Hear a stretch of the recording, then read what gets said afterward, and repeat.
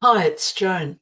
One of the things I feel really strongly about with teaching, and I talk to many teachers and clubs about this situation too, is what to do after they've finished beginners lessons and, the club wants to keep them, they're very keen, and they move into help with play.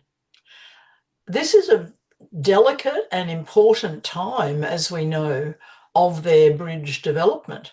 And I created on my new website and in the teach section something that I believe should help with play and the organisation of it.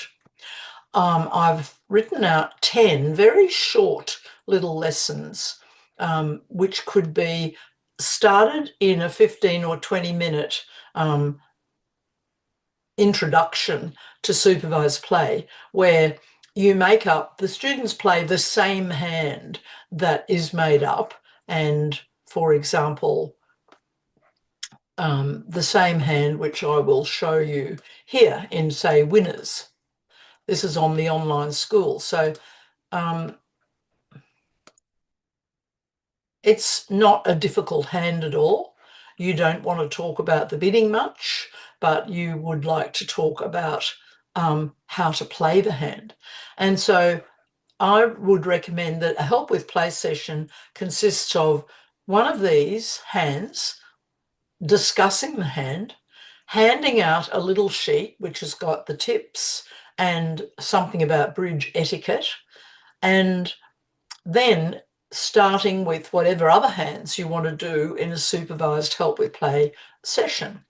I think the benefit of this is that you're not doing anything too complicated with bidding in it, because you need 2 hours to do a proper bidding lesson, whereas this is just a little play tip for 15 or 20 minutes, and you also give them a sheet that they can go over it. If they're members of the online school, they can go back and play it themselves. So here's a hand where we would count definite winners in no trumps. We open one no trump, and we are now playing 3 no trumps. And on the spade lead, teaching students to count definite winners in no trumps, you have 1 in spades, 2 in clubs, the ace and the king, and 3 in diamonds. That's 6 tricks. So you say to yourself, I need to develop 3 more tricks. Then you browse the checklist in your mind of how to develop the tricks. Well, the first thing we might look at is the heart suit, and think that if we promoted this king or queen to make 2 heart tricks, when we force the ace out, that would produce 2 tricks. Yes, that'd be good, but what about the lead? Unfortunately, they led what is their best suit and our worst suit. So if we lose the lead here, if we win the ace and then start to promote hearts, we will lose all the spades that they have and the ace of hearts. So counting winners means don't count in the beginning tricks which need to be developed by losing the lead. Only look at, can we possibly find 9 tricks here? And yes, the only way we can find 9 tricks is to test the diamonds to see how they break. And we should make another trick in the diamonds if they break 3-2, which they do. So we've got 1 more trick here, which we take. Now, the only other way to hope to get the 9th trick is we've got 5 tricks here, 6, 7. We actually need the clubs to what's called behave. So we would play the ace of clubs, and we need to take the club finesse. We have to pray that the club queen is with the west hand by playing the jack. Now, thank goodness that worked, and there's only the queen out. So play the king, dropping the queen, and hooray, suddenly we've made 10 tricks. We've made 9 tricks. We won't make 10 because we'll now need to lose the lead, and East-West have got all the good spades.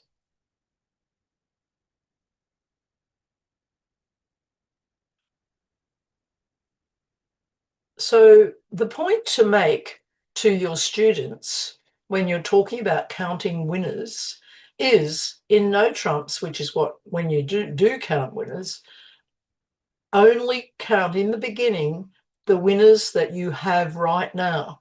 The second part of the plan is looking at how to turn tricks into winners. And as you can see, that this heart suit would not have worked if we'd played a heart early. They win the heart, and where we were wide open in spades. So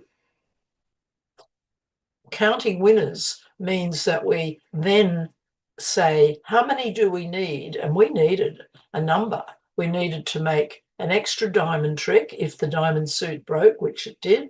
And then we had to make the quite complex play of the ace of clubs, a club taking the finesse, that had to work, and the clubs had to break. So 9 tricks here. For help with play, this looking at just winners and then practicing it is a good idea. So what I recommend you do in help with play is not give them 15 or 20 minutes of a new bidding convention, because you really need to spend more time teaching conventions, but just look at a play point or a defense point. And with these, first one would be counting winners. You can also print out, after they've all played the same hand and you've discussed it, you can print out for them tips and an analysis of the hand and an etiquette tip and hand it to them, because I think people like to get something when they're in help with play classes. And after you finish this each week, then go on to some random hands that they can practice and you can help them with. But this hand looks at counting definite winners in no trumps. The next week could be counting winners and losers in a suit.